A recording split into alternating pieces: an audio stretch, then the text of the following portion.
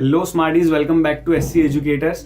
आज हम स्टार्ट करेंगे मैथमेटिक्स एनसीईआरटी क्लास 10 का चैप्टर 4 का one shot video that is quadratic equation. इसके कंसेप्ट्स और काफी सारे क्वेश्चन से क्रैक करेंगे। अगर आपने चैप्टर 2 पॉलिनोमियल्स का वीडियो नहीं देखा है तो मैं रिकमेंड करूंगा आप पहले वो देख लें, तो ये चैप्टर को समझने में और ज्यादा आपको आसानी होगी। चैप्टर 3 में भी वर्ड प्रॉब्लम्स ऐसे हैं जो थोड़े थोड़े इसमें भी है, सो वो भी मैं रिकमेंड करूंगा आप देख लो। सो आगे बढ़ते हैं। सबसे पहले क्वाड्रेटिक इक्वेशंस होते क्या है। ऑलरेडी आप प्रीवियस स्टैंडर्ड्स में पढ़ चुके हो, क्लास 9 में भी आप पढ़ चुके हो क्वाड्रेटिक इक्वेशन होता क्या है।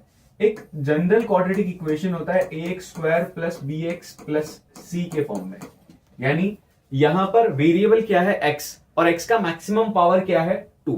सो मैक्सिमम पावर 2 होना ही क्वाड्रेटिक इक्वेशन है। उससे मिनिमम पावर ना हो, नहीं एग्जिस्ट कर रहा है अगर वो टर्म तो भी चलेगा, लेकिन उससे बड़ा टर्म तो नहीं ही होना चाहिए, यानी x³ वाला टर्म तो नहीं होना चाहिए। ये नहीं हो तो भी चलेगा, पावर 2 वाला टर्म एग्जिस्ट करना मैंडेटरी है। ये होता है क्वाड्रेटिक इक्वेशन। और क्वाड्रेटिक इक्वेशन जो होते हैं उनके रूट्स या कहो जीरोस वो होते हैं 2।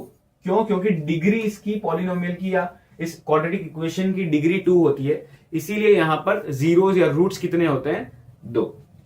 अब सबसे पहले check whether it is a quadratic equation. इस टाइप के एक बेसिक से आपके एनसीईआरटी में क्वेश्चन है और जस्ट मैंने बताया कि पता कैसे चलता है कोई इक्वेशन क्वाड्रेटिक है या नहीं है, पावर 2 वाला टर्म एग्जिस्ट करना चाहिए। अब सिंपली आप इसको क्या करेंगे, सॉल्व कर देंगे, सिंप्लीफाई कर देंगे। a plus b whole square की यहां पर आइडेंटिटी लगेगी। a plus b whole square की आइडेंटिटी क्या होती है, a² plus 2ab plus b²। ये ऑर्डर थोड़ा आगे पीछे लिख दो तो भी फर्क नहीं पड़ता, प्लस का साइन है यहाँ पे, प्लस b² और प्लस 2ab बाद में लिख दो तो भी चलेगा। सो यहां पर इस आइडेंटिटी से अगर ये ब्रैकेट हम ओपन करते हैं तो ये बनता है x² plus 2x, 2 into x into 1 is 2x plus 1 का स्क्वायर इज 1। यहां पर भी ब्रैकेट सिंप्लीफाई कर दे। अब सब कुछ इक्वल्स टू के एक साइड ले जाना है हमको। सो x² plus 2x plus 1 minus 2x and plus 6। अब 2x और minus 2x cancel out, x² 1 plus 6 यानी 7। सो यहां पर हमारी इक्वेशन में पावर 2 वाला टर्म एग्जिस्ट कर रहा है तो ये क्वाड्रेटिक इक्वेशन होगा। Yes, it is a quadratic equation. ऐसे ही अगर दोनों साइड पावर 2 वाला टर्म हो और वो कट जाए, लेट्स से यहां पर भी प्लस x² होता तो ये x² उधर जाके सब्ट्रैक्ट होता और x² वाला टर्म एलिमिनेट हो जाता, तो उस सिचुएशन में हम लिखते no it is not a quadratic equation. या फिर पावर 3 वाला टर्म एग्जिस्ट कर रहा है, जैसे एक और ये क्वेश्चन देखते हैं। यहां पर a plus b whole cube की आइडेंटिटी लगानी पड़ेगी। ये आइडेंटिटी कम याद रहती है बट इजी है, 9th स्टैंडर्ड में आपको थी। a plus b whole cube a³ plus b³ plus 3ab a plus b, और a³ माइनस b³ की सेम आइडेंटिटी, जहां सारी जगह प्लस है a³ minus B whole cube में सारी जगह माइनस हो जाएगा। सो यहां पर इस आइडेंटिटी से हम ब्रैकेट खोले तो a³ मतलब x का क्यूब प्लस b³ मतलब 2 का cube plus 3ab then a plus b equals to, यहां पर भी ब्रैकेट खुलेगा तो 2x into x² is 2x cube minus 2x into 1 is 2x। अब इसे सिंप्लीफाई करने पर हमको मिलेगा x³ प्लस 8। यहां पर ध्यान से समझते हैं क्योंकि बहुत सारे ब्रैकेट्स है। 3x इंटू 2 इज 6x और ये 6x जो है वापस इस ब्रैकेट से भी खुलेगा। यहां पर अगर हम सिंप्लीफाई करते हैं तो हमको मिलता है x³ plus 8 plus 6x² plus 12x equals to ये। अब यहां पे ये x³ सब कुछ इस तरफ ले आते हैं। देखो ये दोनों चीजों को उस साइड भी ले जा सकते हैं और इन सबको इस साइड भी ले जा सकते हैं।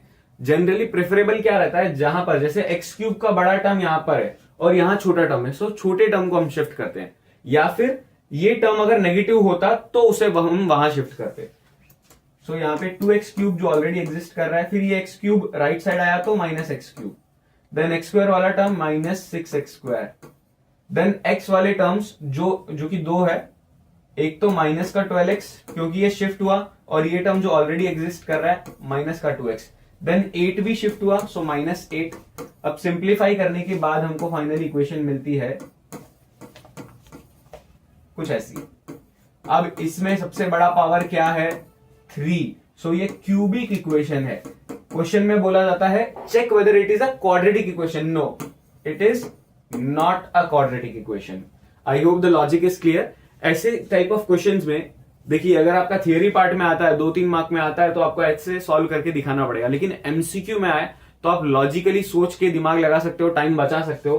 क्या ट्रिकी पार्ट है, एक्स का क्यूब होने वाला है तो ये एक्स क्यूब बनने वाला है।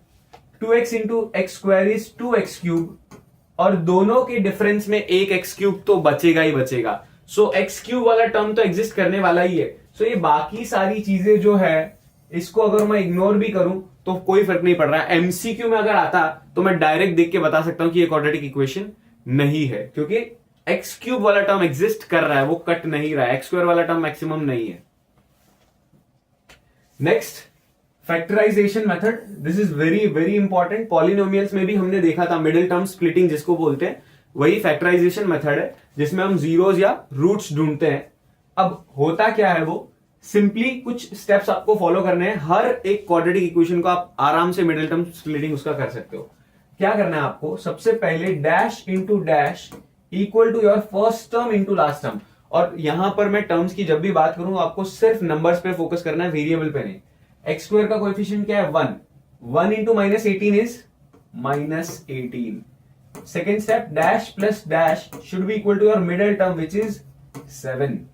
सो यहां पर अब मेरे को दो नंबर ऐसे सोचने हैं जिनको मैं मल्टीप्लाई करूं तो -18 मिले, जिनको मैं ऐड करूं तो 7 मिले। अब यहां पे ऐड का मतलब ऐसे नहीं है कि एडिशन ही करना पड़ेगा, एक पॉजिटिव एक नेगेटिव भी हो सकता है, दोनों पॉजिटिव भी हो सकते हैं या दोनों नेगेटिव भी हो सकते हैं।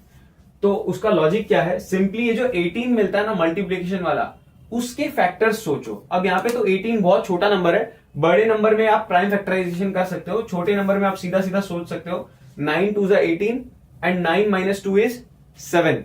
सो यहां पर एक नंबर बन गया 9, एक हो गया -2, 9 - 2।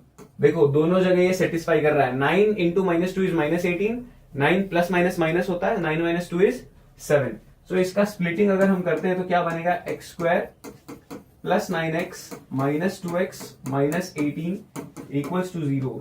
एक्स कॉमन, ये माइनस का साइन लिखेंगे। अब माइनस का साइन बाहर आता ही अंदर साइन चेंज हो जाएगा। सो यहां पर x + 9 और x - 2 ये बचता है। और फाइनली मेरे जीरोस कहो या रूट्स कहो, वो क्या मिलते हैं मुझे, -9 और 2। इस तरीके से फैक्टराइजेशन मेथड से आप सॉल्व करेंगे और ऐसे इक्वेशन तो बहुत बहुत इजी होते हैं।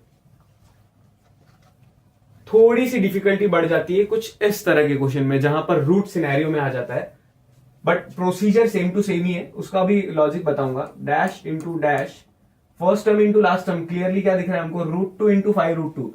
अब देखो √2 और √2 मिला के बनाता है 2 और 2 इंटू 5 बनता है 10। सो डैश इंटू डैश हमारा आ रहा है 10 and dash plus dash equals to 7। Clearly देखते इतने छोटे छोटे नंबर्स में गेस करना बहुत आसान होता है। 5 इंटू 2 इज 10 एंड 5 + 2 इज 7। सो इसको मैं स्प्लिट करूंगा किसमें किसमें, √2x² plus 2x plus 5x plus 5√2। अब दिक्कत फैक्टर्स ढूंढने के बाद भी इसमें आती है कि हम कॉमन क्या निकालें। तो कॉमन में थोड़ा ज्यादा सोचना पड़ेगा आपको। जब भी रूट वाली चीज आए तो इनको रूट के फॉर्म में भी सोचना पड़ेगा दिमाग में। जैसे √2 इंटू √2 2 होता है, तो दोनों के बीच में यहां पर √2 कॉमन निकल सकता है, दोनों के बीच में यहां x कॉमन निकलेगा। अब यहां पे √2 और x निकला है तो क्या बचा, सिर्फ x। और यहां पर क्या बचा, एक √2। कैसे, √2 इंटू √2 इज 2। इन दोनों में कॉमन क्लियरली दिख रहा है सिर्फ 5। सो अंदर क्या बचा, x प्लस √2। अब ऐसे भी सोच सकते हो डिट्टो सेम ब्रैकेट बनना चाहिए, तो कॉमन अगर सेम ब्रैकेट बनाना है तो कॉमन क्या निकालना पड़ेगा, 5 निकालना पड़ेगा। सो लास्ट में हमको मिलता है ऐसा कुछ, और इससे हमको x की वैल्यू एक ये और एक -5/√2 ये हमको मिलते हैं यहां पर रूट्स जीरोस फैक्टराइजेशन मेथड से। अब एक और क्वेश्चन, ये रूट वाला थोड़ा थोड़ा सा और डिफिकल्ट हो जाता है क्योंकि इसमें थोड़ा और लॉजिकली सोचना है, बट इसकी इतनी मस्त टिप बताऊंगा कि आराम से इसमें भी आप मिडिल टर्म स्प्लिट कर पाओगे। अब इसमें same procedure, dash into dash equal to your first term into last term which is 6 and dash plus dash should be equal to your middle term which is -4√2। अब root वाले के हिसाब से बीच में फर्स्ट और लास्ट में अगर root हो तो करना फिर भी आसान है, बीच में रूट हो तो सॉल्व करना थोड़ा सा डिफिकल्ट बन जाता है। इसका लॉजिक क्या सोचना है, ध्यान से समझते हैं। जिन दोनों में मैं स्प्लिट करूंगा उन दोनों में √2 तो 100% होगा ही होगा, क्योंकि √2 ऐड या सब्ट्रैक्ट हो सकते हैं, ठीक है ना। सेम रूट वाले ऐड या सब्ट्रैक्ट हो सकते हैं, तो दोनों में ही √2 होना मैंडेटरी है, ये टिप याद रखना। अब अगर दोनों में √2 होना मैंडेटरी है तो उनके आगे नंबर क्या बनेगा। अब √2 इंटू √2 कितना होता है 2। अब मुझे बनाना है 6, सो मिसिंग क्या है 3। 2 को किससे मल्टीप्लाई कर सकते हैं हम 3 से, तो 6 बनेगा। सो एक के साथ मैं 3 रख देता हूं, एक के साथ मैं 1 रख देता हूं, एक के साथ मैं 3 रख देता हूं, एक के साथ मैं 1 रख देता हूं। देखो सेटिस्फाई हो गया। 3√2 इंटू √2 इज 6, 3√2 प्लस 1√2 इज -4√2। अब यहां पर कैच ये है कि यहां पे माइनस का साइन है, तो माइनस का साइन लाने के लिए हमें दोनों को ही माइनस में रखना पड़ेगा। देखो प्रोडक्ट स्टिल सेटिस्फाई होता है, यानी एक तरीके से ये फैक्टर्स कैसे बने, x² -3√2x -1√2x plus 6 equals to 0। अब दोनों के बीच में क्लियरली सिर्फ x कॉमन है, अंदर बच गया x -3√2। इन दोनों में अब कॉमन नहीं समझ में आया तो थोड़ा सा हटके सोचना पड़ेगा। माइनस सिर्फ √2 कॉमन निकलेगा, कैसे पता चल रहा है, अंदर सिर्फ x बचना चाहिए। सो x के अलावा जितना भी यहां पर टर्म है वो बाहर निकलेगा ही निकलेगा। सो अंदर क्या बचेगा, अगेन x -3√2 इक्वल टू 0। यहां पे x -3√2 एक फैक्टर और x -√2 एक फैक्टर। सो x की एक वैल्यू आती है 3√2 और एक वैल्यू आती है √2। ये हमारे बनते हैं roots. I hope logic is clear. बहुत इंपॉर्टेंट है, इस तरह के टर्म्स को मिडिल टर्म स्प्लिटिंग करना थोड़ा सा डिफिकल्ट हो जाता है। हालांकि इस चैप्टर में हम फैक्टराइजेशन के अलावा एक और मेथड देखेंगे जिससे रूट वालों को सॉल्व करना आसान हो जाता है। थोड़ा सा लेंदी पड़ता है, थोड़ा सा कैलकुलेशन बढ़ता है, लेकिन सॉल्व करना थोड़ा आसान हो जाता है। नेक्स्ट क्वाड्रेटिक फॉर्मूला, इसी मेथड की बात कर रहा हूं मैं, method of using quadratic formula. अब क्वाड्रेटिक फॉर्मूला होता क्या है, एक जनरल क्वाड्रेटिक इक्वेशन हमने देखा ही था स्टार्टिंग में, क्या होता है ax² plus bx plus c। तो ये जो a b c कोएफिशिएंट्स और कांस्टेंट टर्म है, इनका आपस में एक रिलेशन होता है जिसे बोला जाता है डिस्क्रिमिनेंट d। अब वो होता क्या है, b² माइनस 4ac। सिंपली एक कैलकुलेशन है, बीच वाले टर्म का square minus 4 into a into c, ये होता है d, दैट इज डिस्क्रिमिनेंट। अब इस d की 3 पॉसिबिलिटीज है, या तो d ग्रेटर देन 0 हो सकता है, या तो d इक्वल्स टू 0 हो सकता है, या तो d लेस देन 0 हो सकता है। ये 3 पॉसिबिलिटीज है। अब ये जो मिडिल टर्म स्प्लिटिंग करके हम ये जीरोस ढूंढते हैं, ये जो रूट्स ढूंढते हैं, ये कैसे होंगे इस d की वैल्यू से पता चल जाता है। कैसे होंगे, यानी डिस्टिंक्ट रियल रूट्स एग्जिस्ट, यानी जो मिडिल टर्म स्प्लिटिंग करने पर 2 रूट्स मिलेंगे वो दोनों अलग अलग होंगे। कोई कोई सिनेरियो में दोनों x की वैल्यू जो होती है सेम टू सेम मिलती है, वो ये बीच वाला केस है। इक्वल रियल रूट्स एग्जिस्ट, यानी x की दोनों वैल्यू सेम टू सेम मिलना। This is a very important case, बहुत इंपॉर्टेंट केस है। इसके बेस हम क्वेश्चन देखेंगे कुछ हटके। तीसरा सिनेरियो d लेस देन 0, इसमें नो रियल रूट्स एग्जिस्ट, यानी कि x की 2 वैल्यूज ढूंढना ही पॉसिबल नहीं है, हम ढूंढ ही नहीं सकते, नॉट पॉसिबल। ये हो गया हमारा तीसरा केस। ये तीनों केसेस बहुत बहुत इंपॉर्टेंट है। Next, solve using quadratic formula. अब देखो ये रूट वाले सम, जैसा कि मैंने बोला था कि रूट वाले में एक और मेथड आता है क्वाड्रेटिक फॉर्मूला, और क्वाड्रेटिक फॉर्मूला से रूट वाले को सॉल्व करना थोड़ा आसान पड़ जाता है। कैसे करेंगे, सेम प्रोसीजर, सबसे पहले d ढूंढना पड़ेगा। अब ये स्टेप बाय स्टेप समझने की कोशिश करना। यहां पर d की वैल्यू ढूंढने के बाद काम खत्म नहीं होता, हमको क्या चाहिए, x की 2 वैल्यूज। डी की वैल्यू ढूंढने के बाद एक्स की जो दो वैल्यूज होती है, जो दो रूट्स होती है, उसके लिए फॉर्मूला है -b plus root D upon 2a, और दूसरा -b minus root D upon 2a। ये दो फॉर्मूलाज है एक्स की जो दो रूट्स ढूंढते हैं ना हम यहाँ पे, वो। और इससे आप ये लॉजिक भी लगा सकते हो, डी अगर 0 हो गया तो ये +0 और -0 हट जाएगा, तो एक्स की जो दो वैल्यूज मिलेगी वो सेम टू सेम मिलेगी। ये चीज इससे समझ में आती है। अब यहां पे क्वाड्रेटिक फॉर्मूला लगाते हैं। प्रोसीजर क्या है, वही डैश, अच्छा सेम कैसे, क्वाड्रेटिक फॉर्मूला लगाना है तो पहले तो डी ढूंढना पड़ेगा, that is b² minus 4ac। b² मतलब हो गया हमारा 10 का स्क्वायर माइनस 4, a हो गया हमारा √3, c हो गया हमारा 8√3। इन सबको हमको मल्टीप्लाई करना है। 10 का स्क्वायर हमारा निकल के आता है 100 माइनस √3 हमको देता है 3 इंटू 4 12 इंटू 8 इज 96। सो यहां पर वैल्यू निकल के आती है हमारी 4। ये तो मिला डी का वैल्यू। अब हमको ढूंढना है एक्स का वैल्यू, वो क्या है, -b plus minus root D upon 2a, यानी -b की वैल्यू कितनी है 10। अब यहाँ पे फॉर्मूला का ये माइनस अलग है, b भी कोई बार नेगेटिव में होता है तो वो माइनस अलग होता है, तो वो ध्यान रखना। प्लस माइनस √4 अपॉन 2 इंटू √3, ठीक है। अब इसको सिंप्लीफाई करेंगे, -10 प्लस माइनस 2 अपॉन 2√3। अब दोनों सेपरेट हम लिख लेंगे। एक एक्स की वैल्यू होगी -10 प्लस 2 अपॉन 2√3, और एक एक्स की वैल्यू होगी -10 माइनस 2 अपॉन 2√3। सो ये मिलेगा हमको -8 अपॉन 2√3, और ये मिलेगा हमको -12 अपॉन 2√3।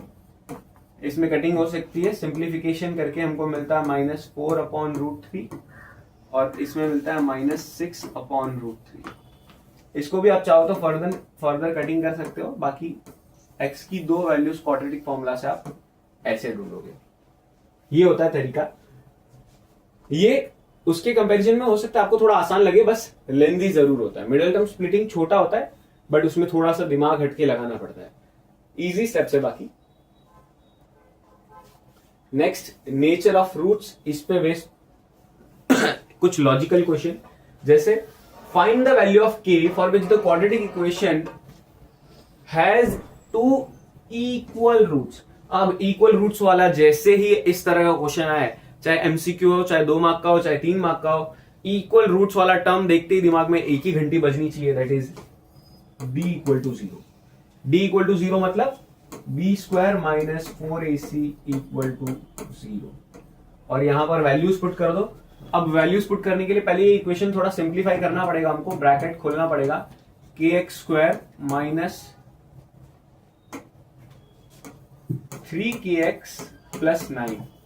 अब इसके हिसाब से b² मतलब हमारा है -3k का स्क्वायर माइनस 4a है हमारा k, और c है हमारा 9। सो इसको सिंप्लीफाई करते हैं तो ये मिलता है हमको 9k² माइनस 36k। कॉमन निकल रहा है 9k, अंदर बचेगा k माइनस 4। सो या तो k की वैल्यू आएगी हमारी, दो चीजों का प्रोडक्ट 0 मिलते ही दोनों को इक्वल टू 0 लेना पड़ता है। सो या तो k की वैल्यू 0 हो सकती है या k की वैल्यू 4 हो सकती है। अब k की वैल्यू 0 नहीं हो सकती।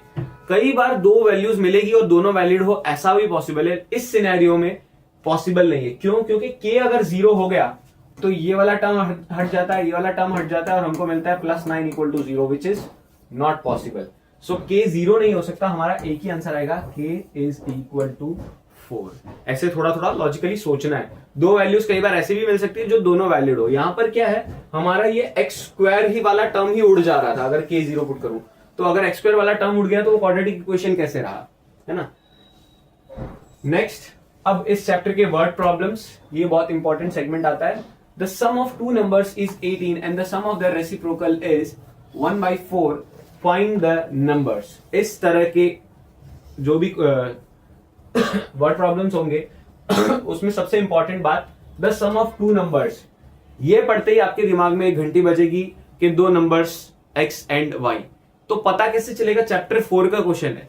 तो कुछ कुछ वर्ड, जैसे दो वर्ड बहुत इंपॉर्टेंट, एक तो प्रोडक्ट और एक रेसिप्रोकल।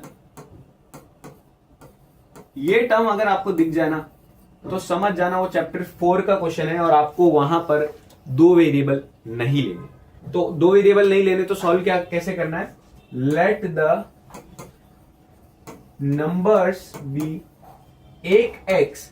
अब दो नंबर मिला के 18 है जिसमें से एक एक्स है, तो बाकी दूसरा कितना होगा, 18 माइनस एक्स ही होगा ना। टोटल में से एक्स वाला निकाल दूं तो बाकी जो बचा वही तो दूसरा नंबर होगा। सो एक एक्स दूसरा 18 माइनस एक्स।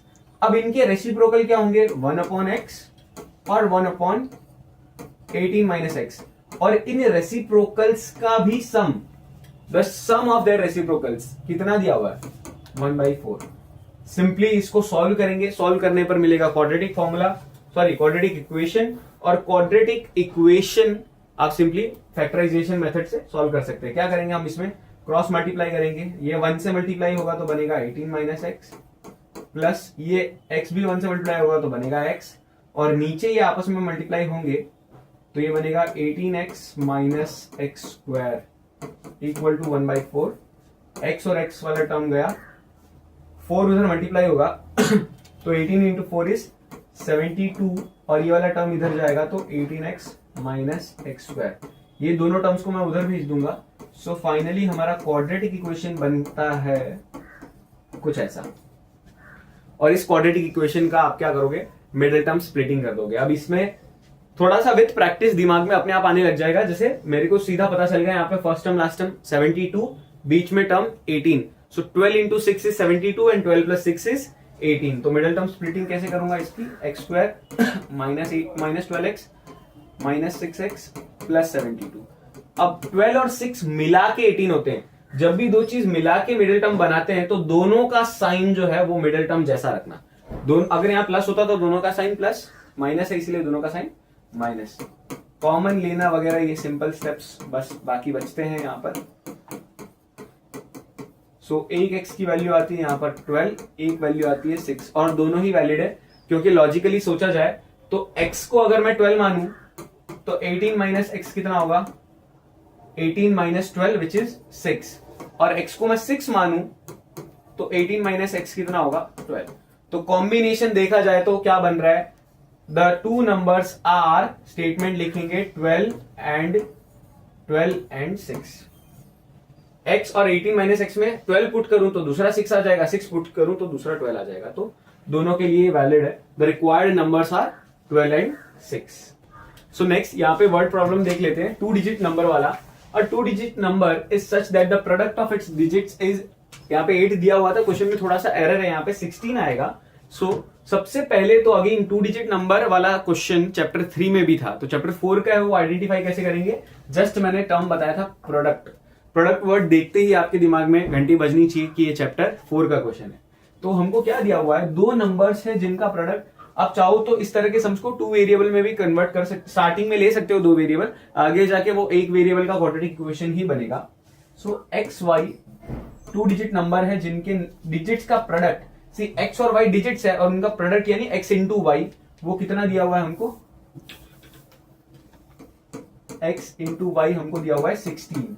अब आगे क्या बोला है, 54 सब्ट्रैक्टेड फ्रॉम द नंबर। उस चैप्टर में भी, पिछले वाले चैप्टर में भी मैंने बताया था, नंबर वर्ड देखते ही क्या चमकना चाहिए, 10x प्लस वाई, और ये नंबर में से 54 सब्ट्रैक्ट होगा तो डिजिट्स गेट्स रिवर्स्ड, मतलब 10x प्लस वाई का रिवर्स वाला एक्स वाई हो तब 10x प्लस वाई होता है, वाई एक्स में क्या बनता है 10y प्लस एक्स। अब ये दोनों को हम लेफ्ट साइड ले जाते हैं और 54 को राइट साइड, सो 10x माइनस एक्स होगा और y माइनस 10y होगा। सो यहां पे मिलेगा 54, ये बनता है 9x minus 9y equals 54। x 9 common निकाल के डिवाइड हो जाएगा तो x माइनस वाई मिलता है 16। अब यहां पर हम क्या कर सकते हैं, क्वाड्रेटिक इक्वेशन बनाने के लिए ये जो ओरिजिनली हमारा एक्स वाई 16 था, इसमें हम x की वैल्यू 6 प्लस वाई ये सब्सटीट्यूट कर सकते हैं इसमें। यानी 6 plus y into y equals to 16। अब इसे सिंप्लीफाई करते हैं हम, तो ये हमको मिलता है कुछ ऐसा।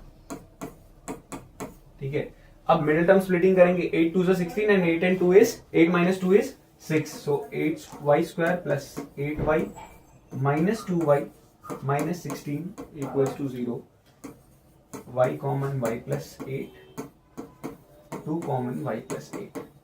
सिंप्लीफाई करने पर y की वैल्यू 1 मिलती है -8, और इस तरह के डिजिट वाले क्वेश्चन और एक y की वैल्यू मिलती है 2। डिजिट वाले क्वेश्चन में नेगेटिव वैल्यू हम प्रेफर नहीं करते हैं, सो ये नहीं लेंगे हम। हमारा आंसर आएगा y2, और y2 आते ही हम अगर उसमें पुट कर देते हैं, यहां पुट कर देते हैं, x कितना है हमारा 6 प्लस y यानी 2 कितना आता है 8। सो हमारा 2 डिजिट नंबर ही एक्चुअल में क्या है 82। ठीक है, इस तरीके से हम सॉल्व करेंगे। सिंगल वेरिएबल में इसको सॉल्व करना, थोड़ा सा इक्वेशन बनाना क्रिटिकल हो जाता है, इसलिए इस तरह। और आप चाहो तो इवन ये जो हमने पुराना ये वाला क्वेश्चन किया था, इसको तक 2 वेरिएबल में लेकर आप सॉल्व कर सकते हो। स्टार्टिंग में हम 2 वेरिएबल लेते हैं, लेकिन आगे जाके सब्स्टिट्यूशन करना ही पड़ता है, और आगे जाके वो क्वाड्रेटिक इक्वेशन बनता ही है सिंगल वेरिएबल का। नेक्स्ट एज रिलेटेड प्रॉब्लम देख लेते हैं। यहाँ पर दिया है the sum of the ages of a man and his son is 45 years. So यहाँ पर फादर की एज हम मान लेंगे x, और सन की एज हम सपोज कर लेंगे 45 minus x. Age related questions हमने चैप्टर 3 में भी देखा था। अगेन इसका आइडेंटिफिकेशन एक वेरिएबल का, यहाँ पर प्रोडक्ट वर्ड मेंशन है जैसा कि मैंने बताया था। अब क्या बोला है 5 साल पहले। सो पहले तो 5 साल पहले इनकी एजेस क्या होगी, फादर की क्या हो जाएगी x माइनस 5 एंड सन की कितनी हो जाएगी 40 माइनस एक्स। कैसे पता चला, यहां पर अगर मैं -5 करता हूं, x से तो सॉल्व नहीं हो रहा, लेकिन 45 में से तो 5 सब्ट्रैक्ट हो सकता है, दैट इज 40 माइनस एक्स। अब 5 साल पहले जो एज है वो 4 गुना है मेंस की उस वक्त की एज, यानी 5 साल पहले वाली एज, यानी 4x minus 5, 4 times the men's age that time, मतलब उस वक्त 5 साल पहले जो एज थी उसकी। ब्रैकेट्स को हम सिंप्लीफाई करेंगे, सो 40x minus x square minus 200, और ये हो जाएगा प्लस 5x, 4x माइनस 20। सब कुछ इस साइड ले आएंगे हम, एक्स स्क्वायर इधर आएगा तो प्लस में बन जाएगा, और ये 45x माइनस हो जाएगा, देन माइनस 200 इधर आएगा तो प्लस 200, और ये दो चीजें जो ऑलरेडी प्रेजेंट है वो वैसी की वैसी सिंप्लीफाई होके इक्वेशन बनती है x square minus 41x then plus 180। अब इसका मिडिल टर्म स्प्लिटिंग करते हैं तो हमको मिलता है x square minus 36x minus 5x plus 180। Common निकलेगा, देन यहां पर हमको 2 वैल्यू मिलती है, एक x की वैल्यू 36 और दूसरी 5। क्लियरली यहां पर 5 तो पॉसिबल नहीं है, फादर की age 5 years, it's not possible. So father की एज हमारी निकल के आती है 36 और सन की एज निकल के आती है 45 माइनस 36 विच इज 9। सो ये दोनों की फादर और सन की प्रेजेंट एज है। नेक्स्ट एक और word problem, this is one of the most important word problem. इस टाइप की क्वेश्चंस काफी बनते हैं, उसमें एक प्योर लॉजिक लगाना पड़ता है आपको। एक सीधा सीधा हिंट दे रहा हूं, डिस्टेंस अपॉन स्पीड प्लस या minus distance upon speed equals to time. यहां पर कुछ चीजों का आपको ध्यान रखना है। पहले तो स्पीड बढ़ रही है या घट रही है। क्वेश्चन क्या एक बार पढ़ लेते हैं। A plane left 30 minutes later than the scheduled time, and in order to reach its destination 1500 km away in time, it has to increase its speed by 250 km per hour from its usual speed. हो क्या रहा है, plane जो है 30 minute से late निकली, अब time पे रीच करने के लिए उसको 250 किलोमीटर पर आवर से अपनी स्पीड बढ़ानी पड़ेगी। तो इसका हमेशा याद रखना एक ही लॉजिक है, distance upon speed equal to time. अब अगर टाइम का डिफरेंस है, स्पीड का डिफरेंस है, टाइम का डिफरेंस है, यानी कि यहां पर 30 मिनट्स का डिफरेंस है, टोटल टाइम नहीं है। कभी भी क्वेश्चन में total time together it takes the total time for the journey ऐसा कुछ वर्ड आए तो बीच में प्लस, वरना माइनस। मेजोरिटी क्वेश्चंस माइनस वाले होते हैं, सो बीच में तो माइनस आने वाला है। अब डिस्टेंस कितना है? 1500 किलोमीटर, दोनों ही सिनेरियो में।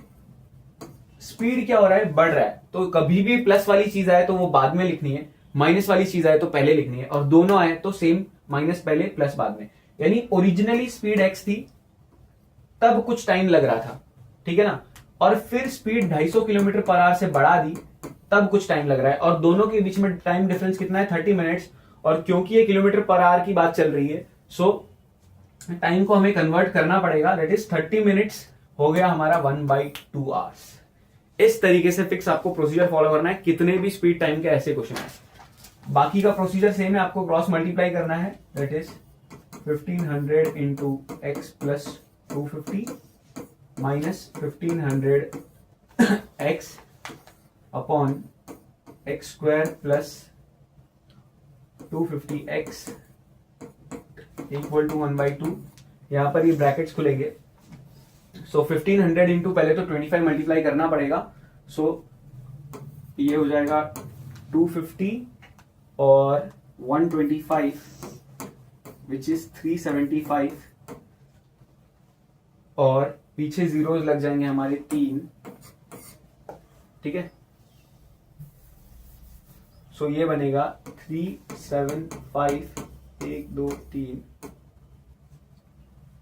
पहले, और plus 1500x minus 1500x upon x square plus 250x equal to 1/2। यहाँ पे 1500x वाला टर्म कैंसिल हो जाएगा और ये 2 उधर चला जाएगा, सो 3,75,000, 6 लाख, 7 लाख, 7.5 लाख रुपए, 7.5 लाख अमाउंट आ जाता है यहाँ पे, equal to x square plus 250x, ये इधर आ जाएगा, so x square plus 250x minus. अब इस तरह के यहां पर कॉम्प्लिकेटेड इक्वेशन मिलता है, इतना बड़ा नंबर मिलता है, लेकिन घबराने की बात नहीं है।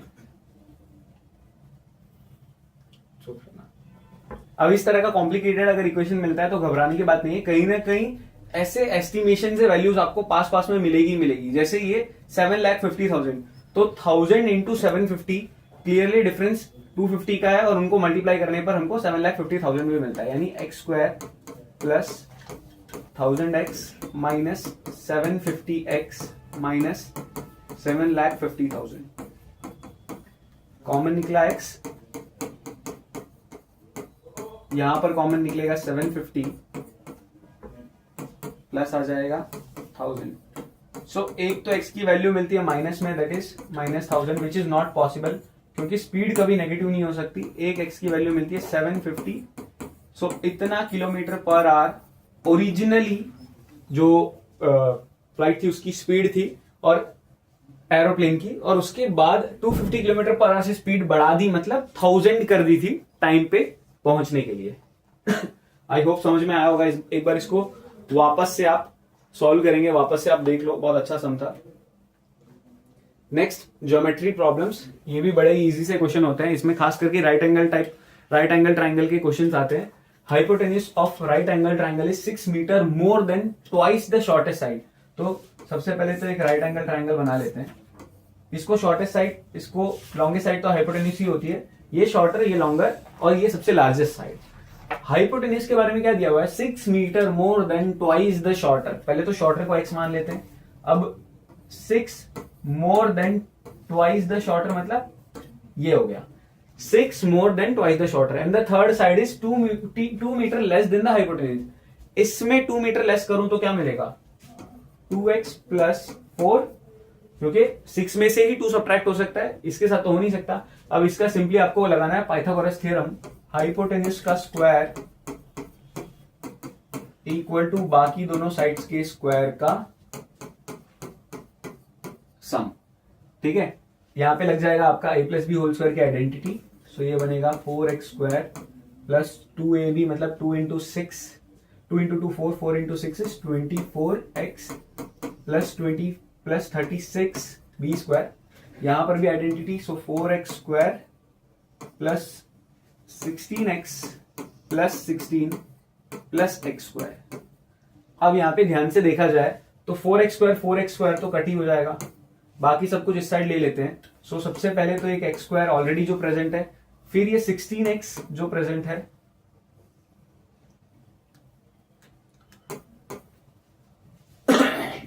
और फिर ये 24x माइनस में, देन 16 जो ऑलरेडी प्रेजेंट है, और 36 इधर आएगा तो माइनस 36। सिंप्लीफाइड इक्वेशन बनती है हमारी यहाँ पे x square minus 8x minus 20 equals to 0। 10 into 2 is 20, so minus 10x plus 2x।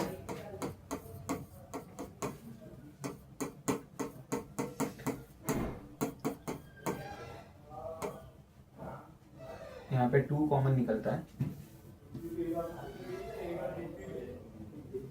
So 2 common निकला तो x माइनस 10।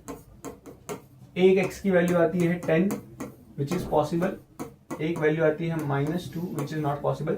साइड कभी नेगेटिव हो नहीं सकती, सो हमारी शॉर्टेस्ट साइड यानी x आती है 10 मीटर, देन उससे बड़ी 2x प्लस 4, उसकी वैल्यू होती है हमारी 10 into 2 is 20 plus 4 24 metre, and then the longest side that is hypotenuse, वो हमारा आ जाता है 26 मीटर। ये हमारी रिक्वायर्ड तीनों साइड्स थी। Next, reasoning based questions.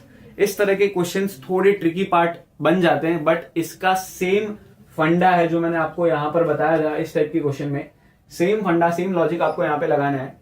जैसे कि क्या दिया है, shopkeeper buys some books for ₹80। ठीक है, तो मान लेते हैं let the number of books be x number of books उसने खरीदी, और कितने रुपए में खरीदी, 80 रुपीज में। तो एक बुक कितनी पड़ी, कितने में पड़ी उसको, cost of 1 book equal to 80 upon x.